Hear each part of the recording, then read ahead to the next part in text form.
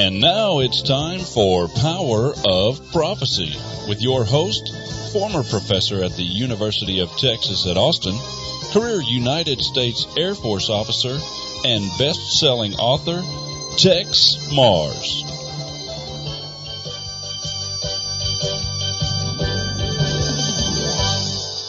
Hello, friends, and welcome to another edition of Power of Prophecy. I'm Jerry Barrett, and I'm glad to join you today. I'm glad you're tuning in, and we've got another edition of Secrets today. Got a humdinger of a show for you. Got a lot of information. It's going to be something else. You know, last week I covered Las Vegas, whether it was a false flag or a deep state operation. There's still so many questions left unanswered, but there was a twist in it this past week. Rachel Blevins from the Free Thought Project has an article on 3 Las Vegas survivors who have mysteriously died less than a month after the attack. Now, these 3 people attended the Route 91 Harvest Music Festival, and they passed away within the last week or so, but circumstances that led up to their deaths had nothing to do with injuries that they sustained during the shooting. The first casualty post-Vegas would be 28-year-old Kimberly Sukumel, who died at her home in Apple Valley, California, 1 week after the massacre. Now, the official cause of her death hasn't been released yet, but her grandmother told the Victorville Daily Press that she appeared to have died in her sleep. Now, the day after the shooting, Sukumel recounted the horrific details to the Daily Press. On October 2nd, she said, "I haven't been able to sleep, and I still keep hearing the sound of loud pops in my head." You know, after she left the scene, she said that she went straight back to the hotel where she was staying with friends, gathered all of her belongings, and returned to her home as quickly as she could to see her husband Mike and her 3-year-old daughter Scarlett. And then days later, her grandmother finds her in her bed dead. Grandmother came over to visit her, and grandmother found her dead. That one's strange enough, but tell me, have you heard this story before? Someone died mysteriously when their car exploded. We've heard this from other previous false flags and hoaxes. Well, this one happened to Dennis and Lorraine Carver. On October 16th, their car exploded. Now, their daughter, Madison, told the Las Vegas Review-Journal that she heard a loud bang outside of her window, and when she ran down the street and rounded the corner, a very familiar vehicle was engulfed in flames. Now, the Riverside County Fire Department claimed that the Carver's vehicle had crashed into a metal gate, and it took firefighters nearly an hour to completely put out the fire. Now, the Carvers had also managed to escape the shooting with no injuries. Their other daughter, Brooke, told a story to the Review-Journal that as soon as her parents realized gunfire had broken out during the festival, that her dad jumped on top of her mom to shield her from bullets. Very brave of him. But it appears that they were doomed from the get-go, doesn't it? You know, there's still a lot of questions that are surrounding this Vegas shooting, and we don't even have the hotel's surveillance video footage released yet. Well, then, today I came across a new article that appeared on IntelliHub, written by Shepard and Bellis. This is very strange. Shepard claims that FAA radar signatures show suspicious activity occurring over the southwest rooftop of the Delano Hotel just minutes after the shooting. Now, follow me here, because facts are sometimes stranger than fiction. IntelliHub obtained flight records and information that show at least one assailant may have been extracted via helicopter for a 10:21 p.m. exfiltration from the southwest rooftop of the Delano Hotel just 4 minutes before the Las Vegas Metropolitan Police Department helicopter arrived. Okay, there's part one.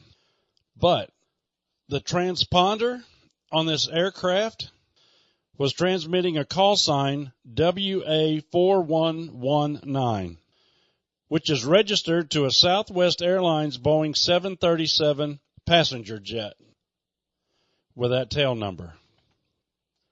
Now, according to data, Southwest Air 4119 was originally scheduled to depart from Tulsa, Oklahoma, at 2:10 and arrive in Las Vegas, at 3 o'clock in the afternoon. But it was somehow delayed for over 7 hours, which gave flight WA4119 a new arrival time of 10:22 p.m. IntelliHub says it doesn't make sense because the aircraft was headed north and was too close to the airport to be aligned with any of the runways. That's the aircraft that was displaying on the transponder WA4119. Now, it cannot be a passenger jet, IntelliHub says, because the actual flight data confirms that the aircraft stopped, then changed directions abruptly to a due north heading before proceeding to hover over the Delano in a very specific spot for approximately 1 minute. You know what this means? Whoever was flying that aircraft was intentionally transmitting a fake call sign before they went dark from the radar completely. They just turned the transponder off. Now, IntelliHub was able to capture the flight from Tulsa, the flight history, and it shows that flight WA4119 landed at 10:22 in Vegas, despite the fact that a transponder was pinging from the rooftop of the Delano at the exact same time. Now, get this. The tail number listed for the flight that was under N4119, the tail number was actually 227WN. Oh, it just gets wickeder and weirder, doesn't it? Unbelievable. I'm sure there'll be more revelations coming out in the future. We'll just keep an eye out for them, let you know. Now, this past week, the actor Kevin Spacey, we heard about Weinstein and all of the perverse actions that are happening in Hollywood that a lot of us suspected, some of us knew. Well, it came out last week that Kevin Spacey is going to be, he's a bisexual, but he's going to be a homosexual from here. He's going to live as a homosexual. Well, Paul Joseph Watson at InfoWars blew the lid off of Kevin Spacey in the fact that he flew on the infamous Lolita Express, which is the private jet owned by pedophile Jeffrey Epstein, along with former President Bill Clinton. Now, this revelation surfaced in the aftermath of claims by actor Anthony Rapp that Kevin Spacey sexually assaulted him when he was a 14-year-old boy. Disgusting. Rapp said he was at a party at Stacey's apartment in 1986 when Spacey, who was then 24, picked Rapp up, placed him on his bed, and climbed on top of him. Rapp said he picked me up like a groom picks up the bride over the threshold. But I don't squirm away initially because I'm like, what's going on? And then he lays down on top of me. He was trying to seduce me. I don't know if I would have used that language, but I was aware that he was trying to get with me sexually. That's what Rapp said. Now, the media dutifully obliged, and the gravity of the sexual assault claim was deflected by making the story out as how Spacey was living now as a gay man. But let's talk about Jeffrey Epstein. Now, some of his friends were some of the most powerful people on the planet. And in 2008, he was found guilty of sex trafficking girls as young as 12 years old to facilitate rape parties with his wealthy friends. Wow. Now, Spacey was on board Epstein's private jet with Bill Clinton when it flew from JFK Airport into the Azores on Orgy Island, which is an estate on Epstein's 72-acre island called Little St. James in the U.S. Virgin Islands. Now, Clinton took at least 26 trips on the Lolita Express, which is a luxury jet fitted out with beds where prominent elitists allegedly had sex with young girls. Even after everyone in Epstein's inner circle knew he was a pedophile, Clinton chose to continue his association. Now, there's no evidence to suggest Spacey engaged in criminal activity while he was on board Epstein's jet, but his admission that he sexually assaulted a 14-year-old boy is sure to provoke questions. Well, Rachel Blevins covered the same topic about Kevin Spacey and the Lolita Express. And she writes that this is not the first time Spacey has faced such allegations of attempting to sexually assault a young boy, but it calls his past into question, which includes his foundation that specifically works with children. It's the Kevin Spacey Foundation. It's an organization of mentors, advocates, and educators who work with hopeful emerging artists. Sounds like a pipeline to children. Now, according to its website, which features a photo of Spacey surrounded by eager children hoping to break into the entertainment industry. Wow. There's also a video of Spacey promoting this foundation on YouTube. It was published in January of 2015. And in it, Spacey said he was approached by actor Jack Lemmon when he was 13 years old at an acting workshop. Well, it seems to me that apple doesn't fall far from the tree when it comes to Hollywood. So is he intimating that Jack Lemmon propositioned him or maybe even sexually assaulted him when he was a 13-year-old? Begs a question, doesn't it? Wow. Now, the allegations against Spacey that were made public by Anthony Rapp occurred over 30 years ago.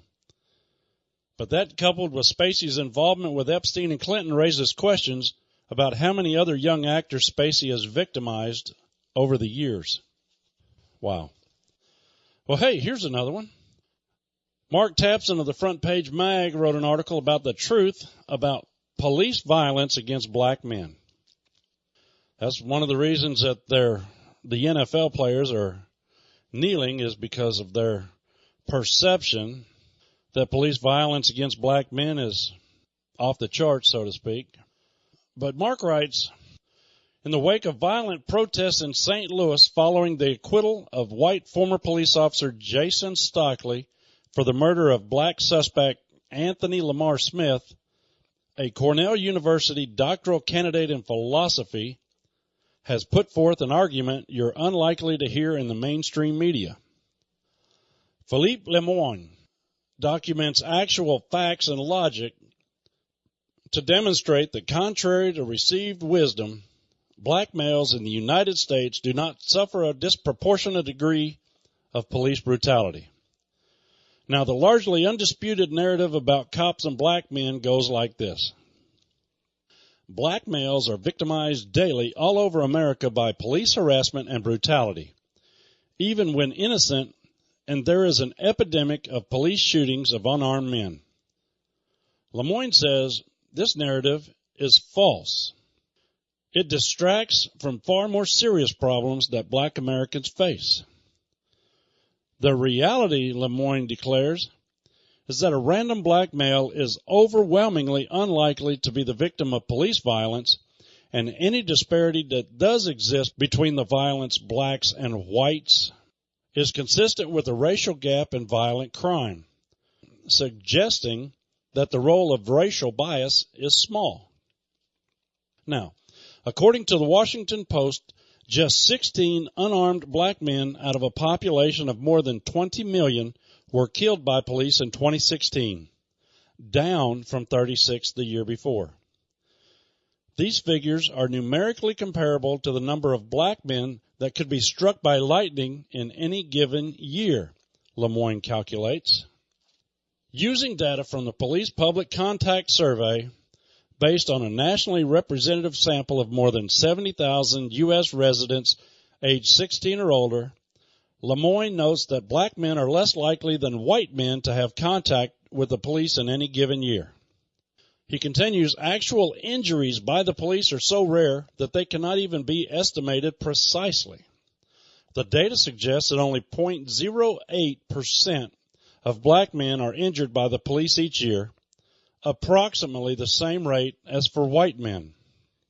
Lemoyne goes on, this disparity is less likely to be the result of racial bias than the fact that black men commit violent crimes at a much higher rate than white men do. Now, Lemoyne also cites data from the National Crime Victimization Survey, and he notes, black men are 3 times as likely to commit violent crimes as white men. That's not to say that bias plays no role. I'm sure it does play one. But it's unlikely to explain a very large part of the discrepancy. Lemoyne points out that the media is very influential in terms of perpetrating the false narrative about police brutality against blacks. When has the mainstream media not disseminated false information to move the public opinion one way or another? Now, I went to Breitbart, and Dr. Susan Berry has an interesting article. It seems that Planned Parenthood's saying that it's safer for black women to have an abortion than to give birth. Wow. I've talked about this on previous secrets, but the Planned Parenthood Black Community Twitter account embraced the abortion business's eugenics roots when it advised, if you're a black woman in America, it's statistically safer to have an abortion than to carry a pregnancy to term or give birth. This account tweeted, maternal deaths for black women span age, education, and income level. Racism, lack of access to quality health care, and poverty kill us. Well, that didn't sit well with some people. Twitter users called out the group as racist for implying black women are better off having abortions and condemned the statement that black women die because they are victims of racism. A woman by the name of Kyra tweeted, it's definitely not safer for the baby, and she hashtagged it with black genocide. That's a true statement. Now, Planned Parenthood was founded by Margaret Sanger, who wrote in The Pivot of Civilization, everywhere we see poverty and large families going hand in hand.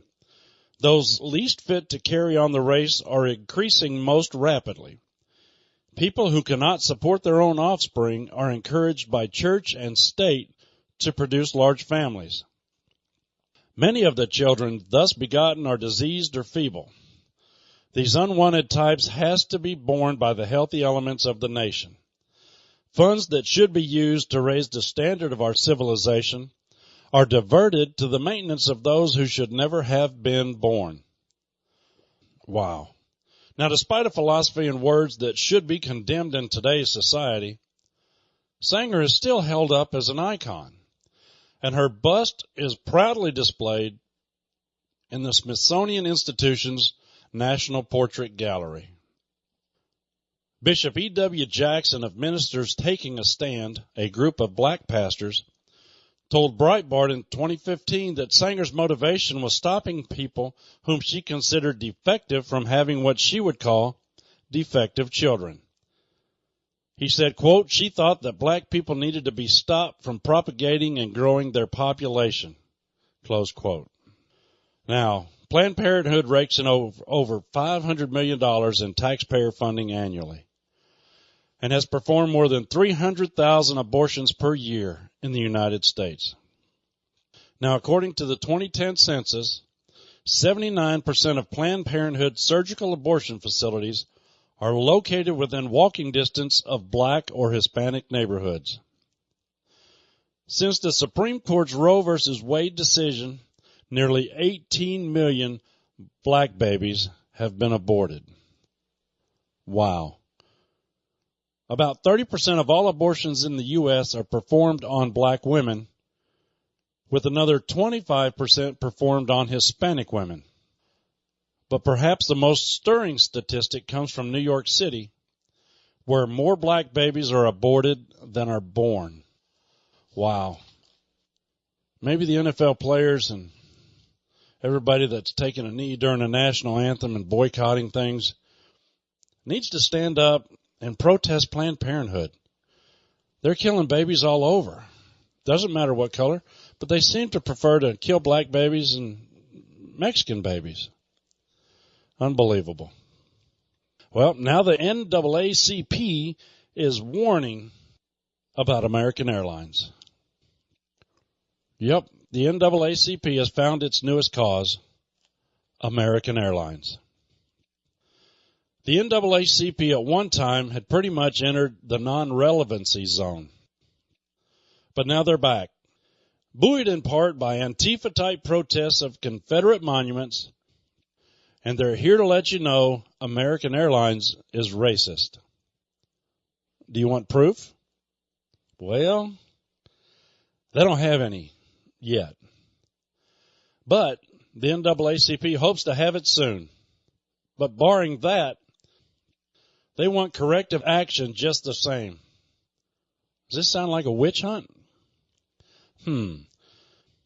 Cheryl Chumley of the Washington Times writes, the NAACP for several months now has been monitoring a pattern of disturbing incidents reported by African American passengers, specific to American Airlines. In light of these confrontations, we have today taken the action of issuing a national advisory alerting travelers, especially African Americans, to exercise caution in that booking and boarding flights on American Airlines could subject them to disrespectful, discriminatory, or unsafe conditions, according to the NAACP. Wow. Well, did you know Kellogg's is racist as well? This was in the Washington Times. Yep, Kellogg's Corn Pops is having to go through a redesign because the little pop characters showcased on its boxes are racist. That's right. A single solitary brownish-looking pop among the sea of golden yellow pops has sparked a firestorm. Don't want to get boycotted by the NAACP? I mean, I just told you about them sending out a warning about American Airlines. Just think what the NAACP could do to corn pops. USA Today ran a story that said Kellogg's will replace the cover drawing of cartoon characters shaped like corn kernels populating a shopping mall. The corn pop characters are shown shopping, playing in an arcade, or frolicking in a fountain. One of them skateboards down an escalator. But one, the wayward one, operates a floor waxer. This is the one that grabbed the attention of Saladin Ahmed, a Marvel Comics writer. He posted on Twitter, "Why is literally the only brown corn pop on the whole cereal box the janitor? This is teaching kids racism." There's that ugly word, the R word. One complaint, but Kellogg's jumped at the suggestion of racism and put out this quick message. Kellogg is committed to diversity and inclusion. We did not intend to offend. We apologize. The artwork is updated and will be in stores soon. Wow. One complaint and the whole company jumps. So the Washington Times asks, what's next? Tony the Tiger? Is he too masculine? What about the Pillsbury Doughboy? Is he too light? We all know racism is never funny. But seriously, a corn pop that's racist? They're corn pops. Eat them. Don't analyze them. Goodness gracious. Here's another one. Greg Carimbos wrote an article, Professor Sounds Alarm Over Same-Sex Studies on Children. You know, George Soros is financing this through a UN initiative to have pedophilia removed as a crime. Sick and disgusting. University of Texas sociology professor Mark Regeneris has come under withering criticism for his work, concluding that children in homes where a parent is in a same-sex relationship fare much worse than children in homes with their biological mothers and fathers. He released this report because researcher Bruce Rind has led studies suggesting there is no noticeable difference in long-term regret when minor girls have sex with older males or older females and minor boys have sex with older male partners.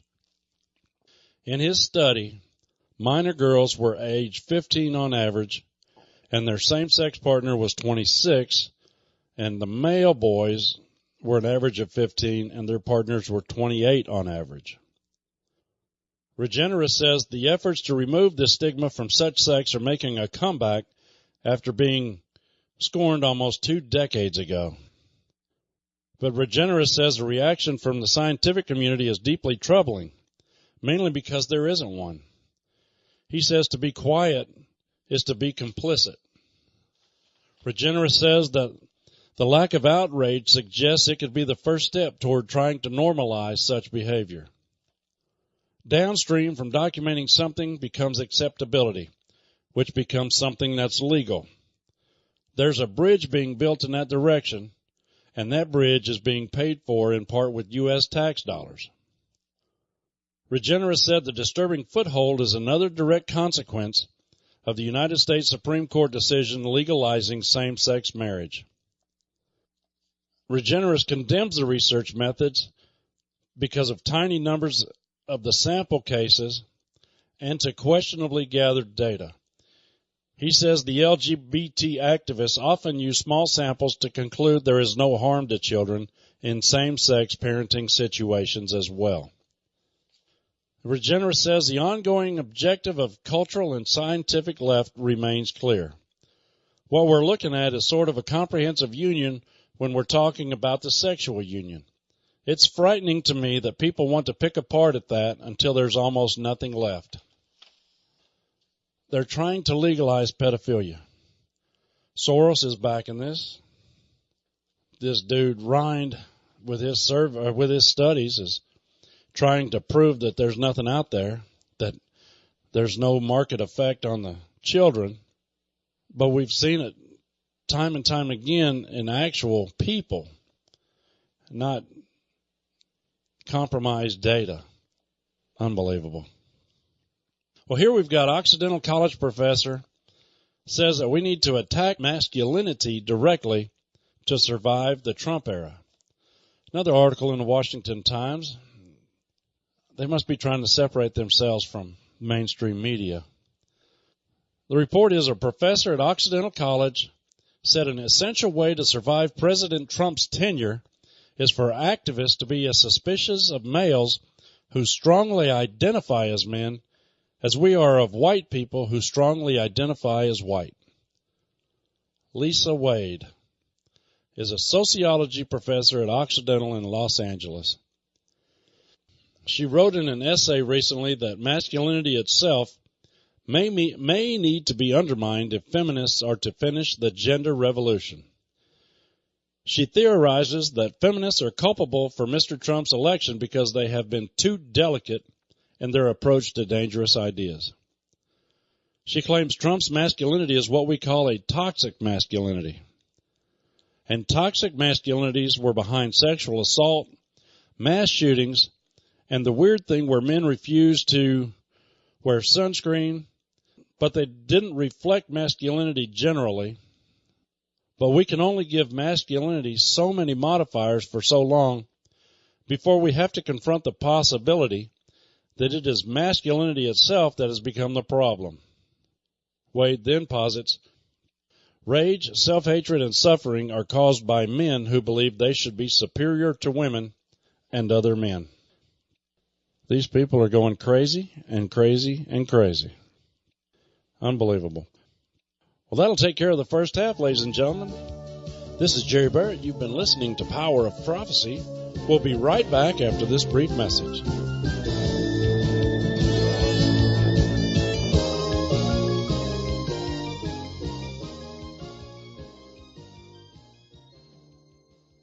Hello, friends. Jerry Barrett again. I want to talk to you about Tex Mars's newest book, Hell's Mirror, Global Empire of the Illuminati Builders. Fantastic book. 224 pages full of dynamic information that you really need to get your hands on. One of the things text covers is the philosophy of the Illuminati. It talks about doublethink and hell's mirror. You know, doublethink was described by George Orwell in his novel 1984 as simultaneously holding two conflicting beliefs. Well, Illuminists are demonic-possessed experts at doublethink and are always determined creators of a new reality. The Illuminists contend that free speech is absolute, but there are some things you cannot say and will be punished for saying, even if they're true. The Illuminati hold that everything has two opposite sides, but both sides are true at different times. For the Illuminati, gender and nationality are flexible and changeable. War is peace. Freedom is slavery. And ignorance is strength. Only the simpleton would believe and confess otherwise, they say. Double thinkers are thoroughly evil and naturally double-minded.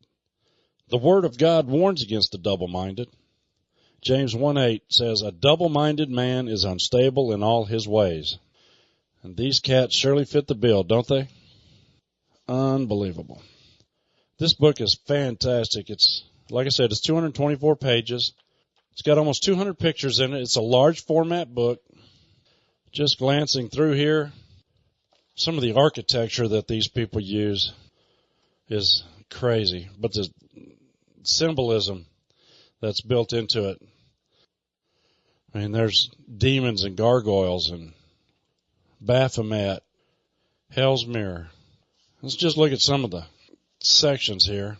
It talks about the Grand Architect, inspiration for occult and Masonic architecture and artifacts. The builders, their sacred architecture, and their secret doctrine to restore paradise lost. Satan and his illuminist architecture are everywhere. The builder, the Grand Architect. Who uses that phrase? That's right, the Masonic Lodge. And it seems the Illuminists have chosen the title the Builder for themselves, and they're occultists. The Illuminists fancy themselves occult philosophers. They boast that they are talented men of intellect, learned in the Gnostic doctrines. Satanists, they scornfully mock, are crude and vulgar showmen and clowns, narcissistic people who pretend to be something they are not. Well, Tex knocks the veil off of this tremendous book. Outstanding work. Tex has outdone himself. These guys are into it up to their necks. The Illuminati, Stonehenge, Masonic temples. It's got it all in here. You really need to get this book. In this book, you'll discover the inner secrets of these builders. And you'll actually see their astonishing creations in architecture. You'll be able to understand their sinister projects and how they're all part of Satan's end-time system. You need this book. 224 pages, large format. Tex is famous for his large format books. Got a beautiful cover. Tex and Sandra designed together. It is outstanding. The book is only $25. Please add $5 for shipping and handling, total of $30. Now you can phone us toll free, 1-800-234-9673, 1-800-234-9673, or you can write to us, send us a check, cash, money order. Please make the check or the money order payable to Power of Prophecy and address it to Power of Prophecy, 1708 Patterson Road, Austin, Texas, 78733. Again, that's 1708 Patterson, Patterson Road, Austin, Texas, 78733. Or you can go to our website, powerofprophecy.com. I've got a big ad on the front page there. You can use our secure shopping cart. We accept Visa, MasterCard, Discover, and American Express. And as soon as we get your order, we try to get it shipped out the next business day. That was one thing that Texas instilled in everybody, that people didn't place an order to wait 6 or 8 weeks to get it. When you place your order, you want it now. And we'll happily oblige by getting it out pronto. And also, I can't let you go without asking you again for your support for the Texas Children's Home. We do this every year, this time of year. Now, 100% of what you give goes to the Children's Home. There are no expenses that we take out of what you donate before we give the rest to the children. We eat the cost and 100% goes to the children. Okay? So please donate to the ministry and the Children's Home. Whatever you can afford would be great. We greatly appreciate it, and the children do too. And then come New Year, when we get the thank you letters from the kids, I'll bring some on to the radio, and you can hear what these kids say, how much they appreciate everything that you have done for them. It's very touching. Okay, now let's return to our regular program. We're covering secrets today. This is always the fastest hour on radio. I told Tex that many years ago, and he laughed at me, but really, it goes by so fast. Now, here we go. Article in the New York Post about Crooked de Blasio. Well, this guy was a donor to de Blasio, and he lived like the unofficial king of New York City. His name is Jonah Recknix. He lived like he owned New York, and pretty much he did. He would jet set to Vegas in a private plane with NYPD brass. He got the Port Authority to close a lane of traffic in the Lincoln Tunnel so his billionaire pal could speed through traffic. That takes some moxie to get that pulled off, doesn't it? Or a lot of money. Well, Jonah could also pull out an NYPD courtesy card that got him out of tickets. And sometimes he was chauffeured around town in a police vehicle by the top chief in the NYPD. Jonah was a big campaign donor to de Blasio. But the campaign donor was ensnared in the highest echelon of city government and law enforcement in a pay-for-play scandal. Now, Recknix is testifying as a government witness under a cooperation deal forged when he pled guilty last year to conspiracy to commit honest services wire fraud. Now, in testimony at the federal bribery trial of former city correction union boss Norman Seabrook, Recknix told how he bought the key to the city for some $160,000 in donations to de Blasio and the state Democratic Senate campaign committee. Recknix said, "I was focused on making money, getting my name out there, and becoming a big player in town." Now, his father Robert is a real estate developer and philanthropist with deep political ties in the U.S. and Israel. Yep, Jonah is Jewish. Robert also enjoyed close relationships with the highest echelons of the Israeli government. He boasted he's a personal acquaintance and supporter of Israeli Prime Minister Benjamin Netanyahu. Now, Jonah worked at Marcus and Millichap, which is a commercial real estate brokerage, and then Broad Properties. And then in 2006, he started as an assistant at Africa Israel, a real estate firm owned by Israeli diamond merchant Lev Leviev. Leviev and Recknix's father, Robert, had done deals together on the West Coast.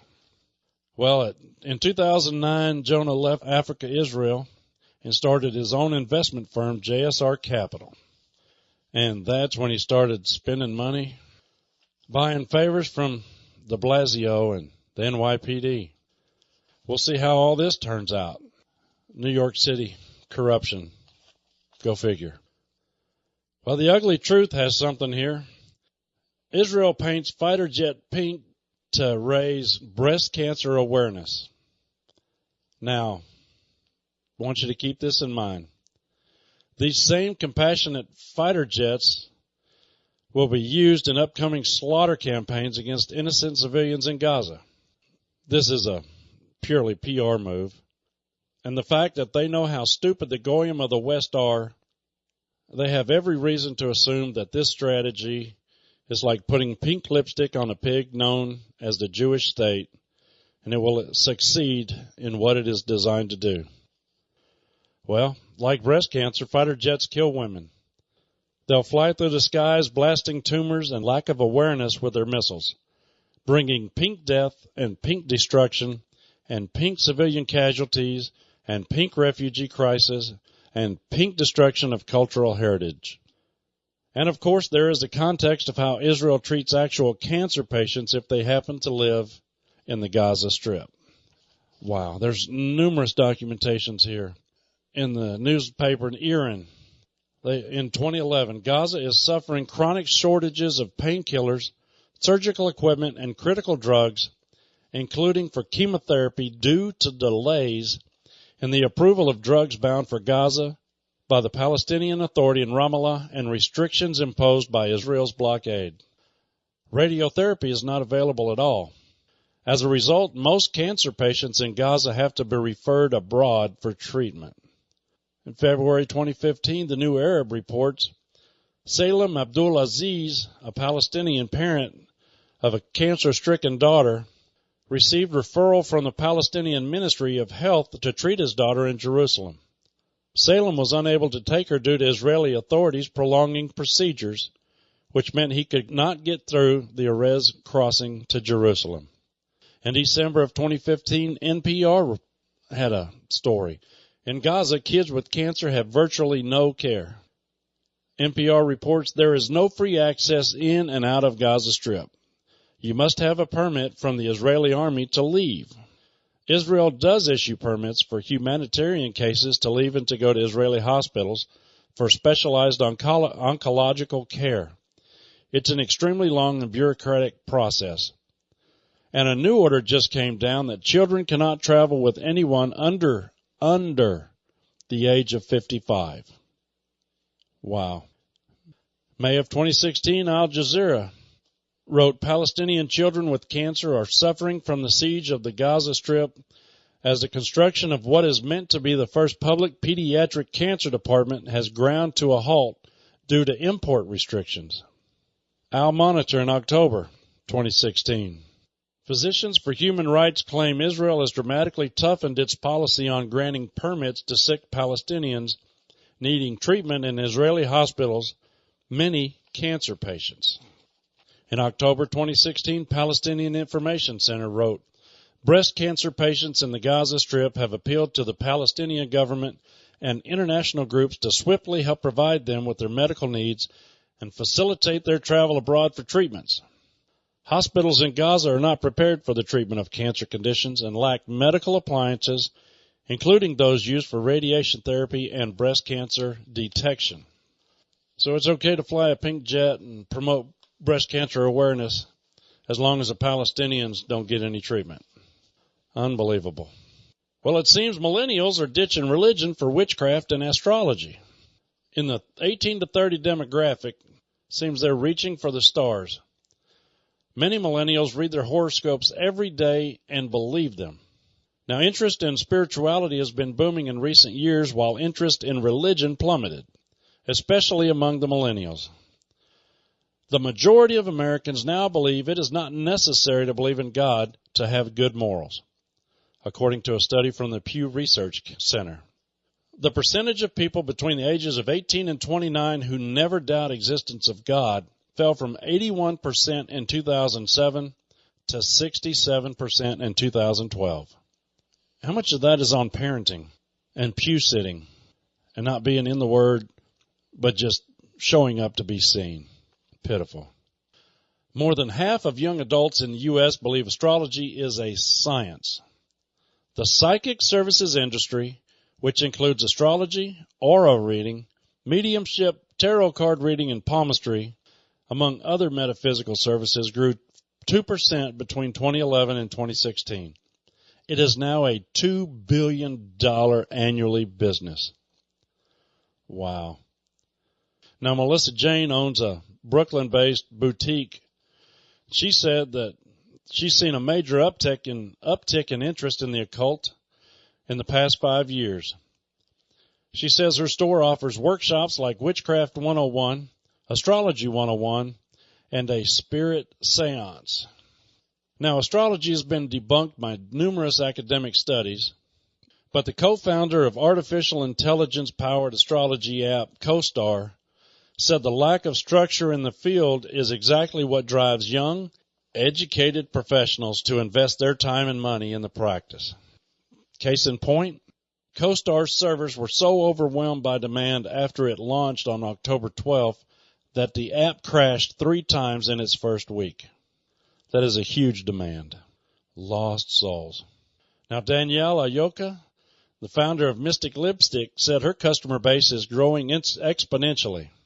They sell a Mystic Box subscription, which includes crystals, Reiki-infused bath salts, and incense customized to the unique energy of the current moon cycle. Danielle claims she's seen a 75% increase in her audience in the past year. She said, "When I started my journey in 2010, I was the weirdo. Now it's becoming more and more normalized. Millennials are much more open-minded." Definitely not on the road less traveled, are they? Well, hey, did you know George Soros thinks he's a god? Yep. Alicia Poe wrote an article about him on WorldNet Daily, and this assertion that Soros thinks he's a god came from Matthew Vadum of Capital Research Center.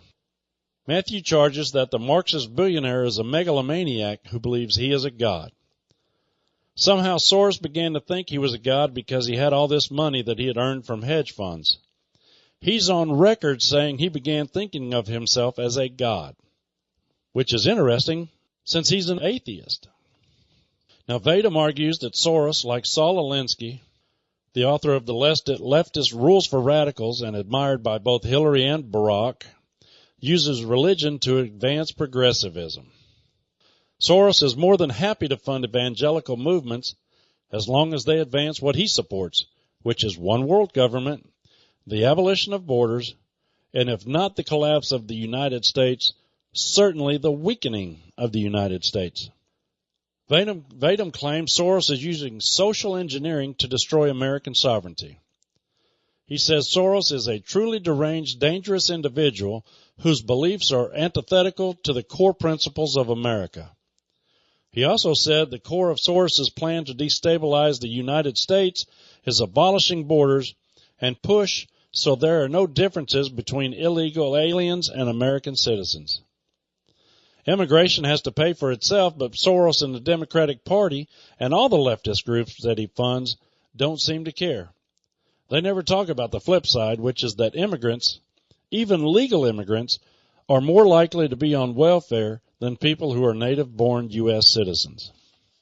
Vadum says Soros promotes things that undermine social cohesion in the United States. He wants people to think of themselves as citizens of the world.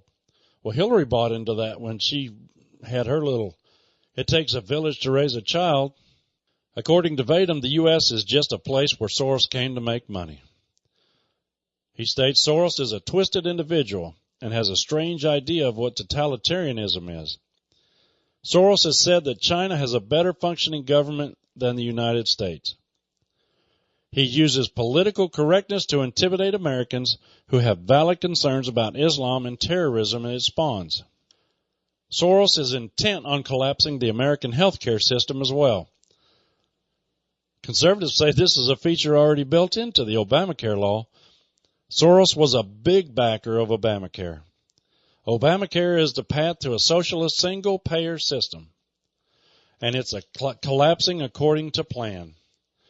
Soros a god. He is a sick individual that needs to be banned from the United States. Get him out of here. Hey, here's one. Judicial Watch released FBI documents revealing that top Washington IRS officials, including Lois Lerner and Holly Paz, knew that the agency was specifically targeting Tea Party and other conservative organizations 2 full years before disclosing it to Congress. The Obama Justice Department and FBI investigations resulted in no criminal charges. Wow. Unbelievable. There were briefing guides that instructed them, the IRS, to be looking at cases where the term Tea Party was used to deny them anything. These new smoking gun documents show Obama FBI and Justice Department had plenty of evidence suggesting illegal targeting, perjury, and obstruction of justice. Both the FBI and the Justice Department collaborated with Lois Lerner and the IRS to try to prosecute and jail Barack Obama's political opponents. These FBI documents show the resulting compromised investigation looked the other way when it came to Obama's IRS criminality. I seem to recall Obama saying he was going to have the most transparent administration ever. He's as big a crook as everybody that's ever been there. The swamp is infected, and I don't know if it'll ever get drained. Here's one from Fox News.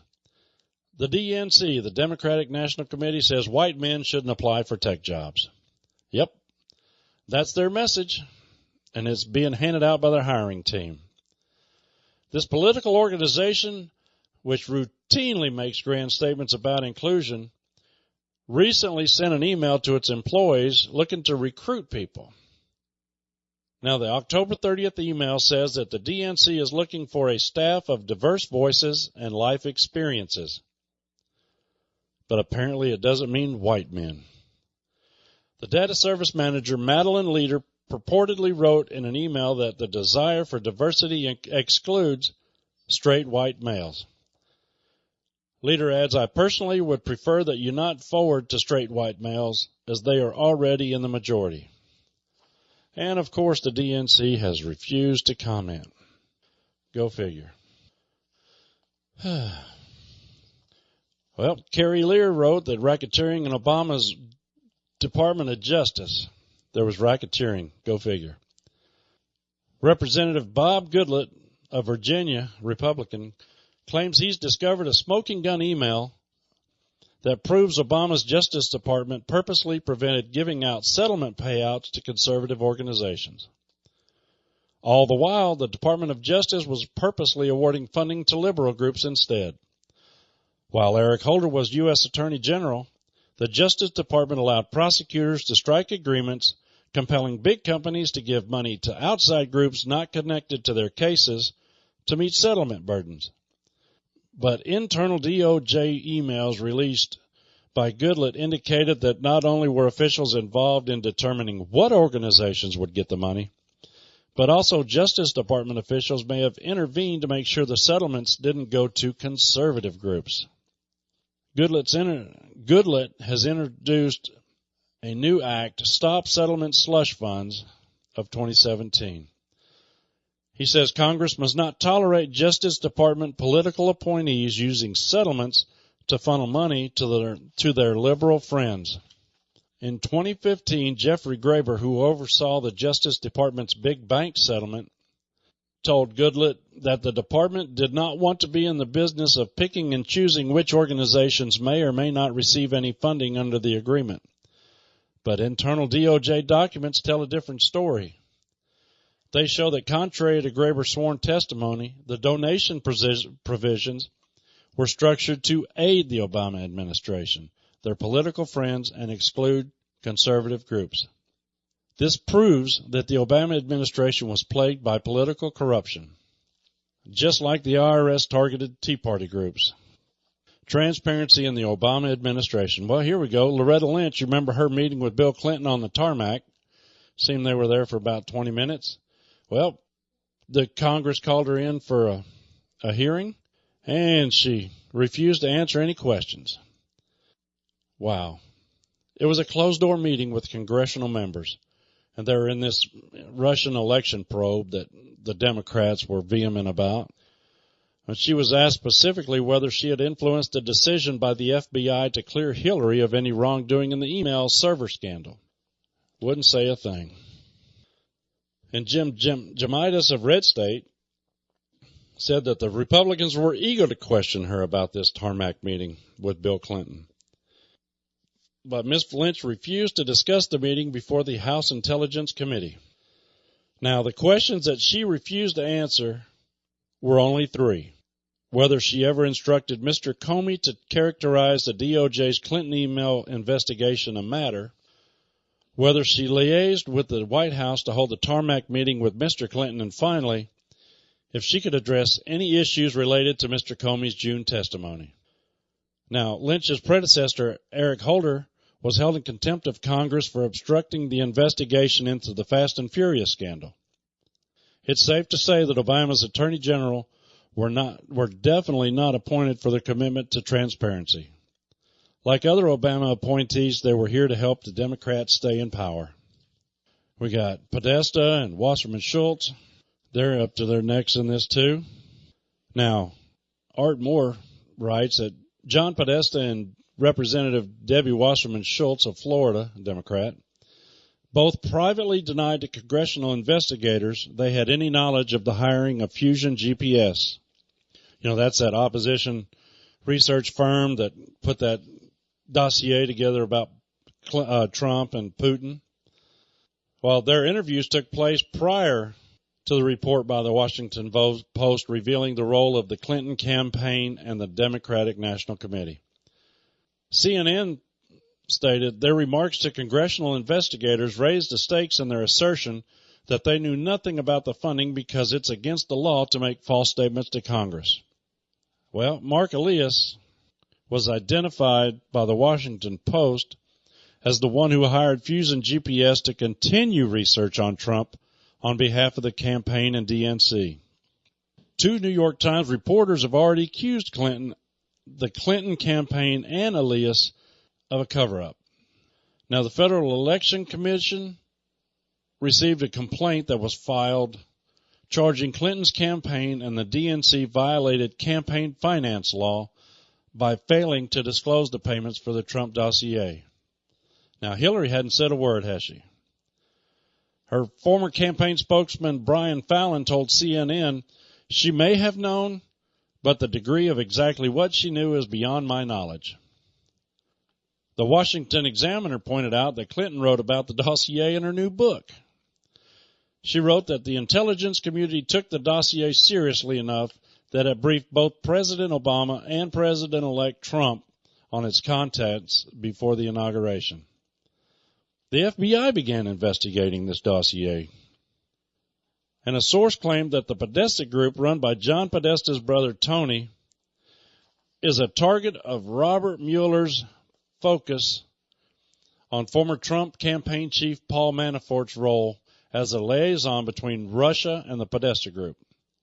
Now, the Podesta group also has a tie to the Uranium One scandal, the deal approved by Hillary Clinton and the Obama administration that coincided with millions in donations from uranium interests flowing to the Clinton Foundation. The Podesta group received $180,000 from Uranium One to lobby Hillary Clinton's State Department. The green energy company for which John Podesta served as a board member, Juul Unlimited, apparently met its demise because of Hillary Clinton's 2016 election loss. Now, they were linked to the Kremlin. WorldNet Daily reported that Juul received $35 million from a Putin-connected Russian government fund at the same time Hillary Clinton spearheaded the transfer of U.S. advanced technology, some with military uses, as part of her reset strategy with Russia.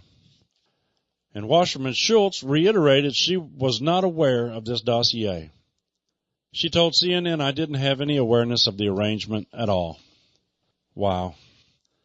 Thick as thieves runs rampant in the Democratic Party, doesn't it? Now, I'm not saying that the Republicans are any better. George Wallace stated it best when he said there's not a dime's worth of difference between the lot of them. Now, this Uranium One thing is blowing up. And I'm going to have Dr. Steve, the conspiracy scientist, on the last week of November. And we're going to cover for a whole hour the scandal that is Uranium One. What benefited Clinton, Bill, and Hillary? What's the deal with this? Texas said this is bigger than Watergate. So we will see. Well, this is Jerry Barrett. You've been listening to Power of Prophecy. I hope you've had as much fun listening to secrets as I've had giving them to you. And my prayer is that you'll tune in each week at this same time. Tune in and discover the power of prophecy.